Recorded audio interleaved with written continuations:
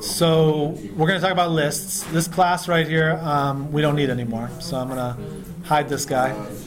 And actually, I'm going to not create clones, so that would help too. But I'm also just going to hide him away. So I go to hide, because we're going to focus on this code right here, where it creates this too. We're creating this grid, and we want it to be able to read values from an array.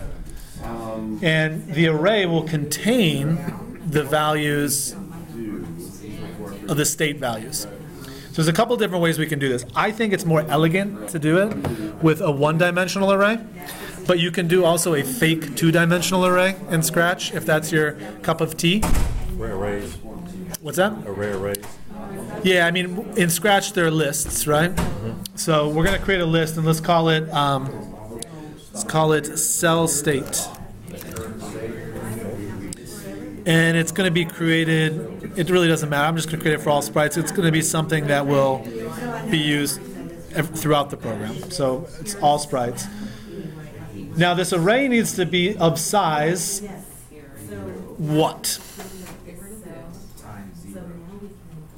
How many plots did you have? How many plots? So it's the box size is 24 across of size 8, but this is irrelevant, right? The scale is irrelevant. What's relevant is how many, the length and the width of this, and that's 24 times 24, right? Or 24 squared. Does it have to be square? No, you can just 24 times 24. Does it have to be square? Could it be like the whole screen, like 24 by 18? It could be. Yeah, but then you'd have to change your scale and how you calculate scale. But it can be, certainly. So, all right, so we're just going to say, for this case, this is going to be 24 times 24. Somebody do some math for me. Column, and we'll set box 1 to be 24 times 24. There's going to be 576 elements in this array of 1 and 0. So what we want to do is when the flag is clicked, so let me go to events. When flag is clicked, notice you can have multiple flags out here, right? You don't need to just have one. So when flag is clicked, what I want it to do is initialize this array, right? And actually, I don't want a separate one because they'll run parallel then. And what I want it to do is I want it to initialize before it starts calling all this other stuff, right? So I'm going to move this off, and I'm going to put my code here. The first thing I want to do is initialize this array. So I am going to just run a loop, repeat, and instead of putting a hard-coded number in here, I'm going to put a value. So in this case, we want box size squared or just box size times box size. Repeat that many times. That will account for every one of these cells in here, right? And what we want it to do is we want it to randomize. And we have a set function down here for lists, so we can, let's see, where is it? Insert thing at 1 of cell state. So the other thing we're going to probably need here is we're going to need an iterator, right? So we're going to need a counter, an iterator. So we're going to insert a random number between 0 and 1. We are going to create a new variable. We'll just call it counter. We'll set it equal to, we have to set it, you're right, we have to set it equal to 1 because in Scratch the first index is 1, not 0. So we set it equal to 1, and then down here we will change it every time by 1. So and essentially add 1 to it every time. And then we will put the counter here. So we'll say insert a random number at this place. It's going to start at 1 inside of this array. Then change the counter by 1 and repeat. And keep on doing that over and over again until you do it for all of these different grids. Repeat. Would it stop at 576?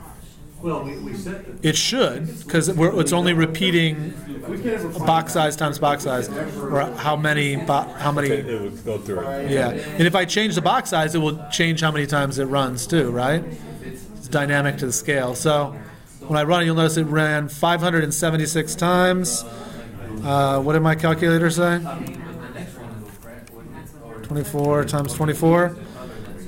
576. So it matches. That's a good sign normally that it's doing that. And if we can scroll through it, or we can scroll through and just check out, we'll see that there's a random assortment of ones and zeros.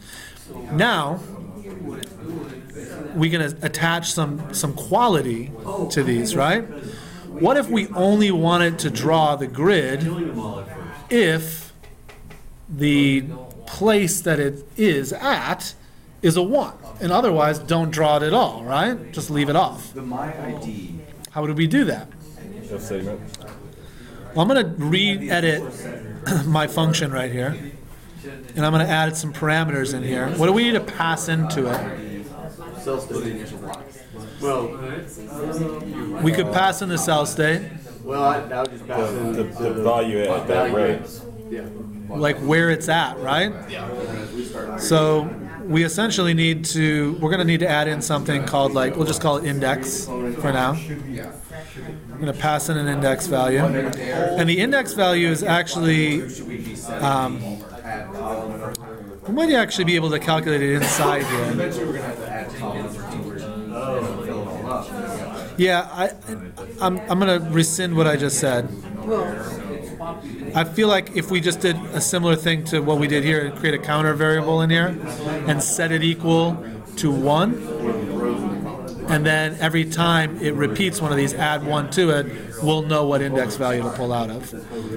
And I can actually use, because this will only be called one time, it's not going to be called continually, so passing something in wouldn't work as well.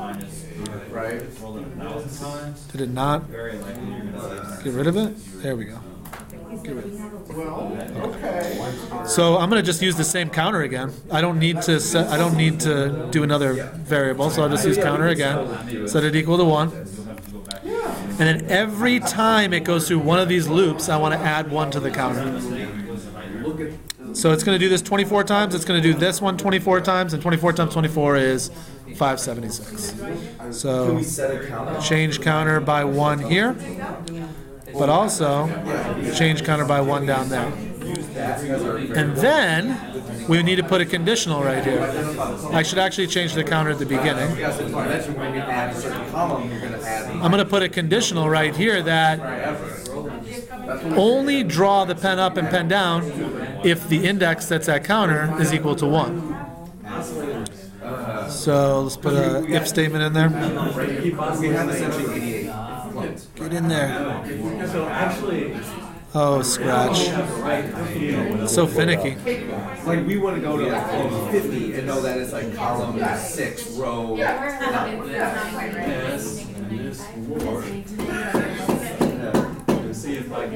So if and we need to pull a value. You didn't do it right because you wanted to be inside her. So it's outside the if.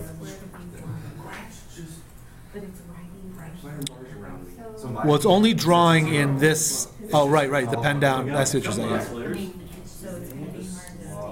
We set the rate to add 1 to the card. Right. So we need to pull an element out of there. It's this right here. It's this variable, item blank. So it's going to be item counter of cell state. And then we'll go to operators. We'll get equal.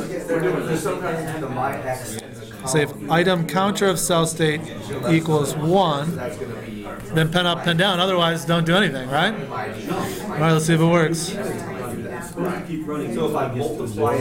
There's our initial state. That was quick. You already get to that point. Now notice, look what's happening to this array. Yeah. Okay. So very important when we initialize this for the first time up here. In addition to setting counter equal to 0, we also need to delete this list. And I believe I thought there was a way to do all of that at once. I think delete all, there we go. Delete all of cell state. So now this list is always going to stay at 576. Look, it's like your TV back in the day. You got that one, but you still have that one. It's like you have that one. It just seems like when you add, it seems like I was thinking before when you have started one, you go 576. It seems like it would go one over. It just seemed like it just could be one over. When you were doing it? No, it just seemed like it looked like it has that one extra digit. Now the counter's going to 577. Is it? Yeah. Yeah, right, because there's 576 entries in there, but since it starts at 1, it goes to 577. All right, y'all, that's essentially how to use arrays to hold information. Rather than use sprites as classes, you can use arrays to hold information as well. This way. Another way of getting around that limitation of trying to hold information into here. Now, the next step for y'all would be to go in and find an algorithm that would calculate the neighborhood value. And you can save the neighborhood value into an array as well, right? So you print out this initial value, you only need it one time, and then from here on out, your next function is calculate the neighborhood, update accordingly. Calculate the neighborhood, update accordingly. Calculate the neighborhood, update accordingly. How do you feel? Hey, it's almost lunchtime, but before we go, do one last project check-in. That would make 2. I don't follow her back.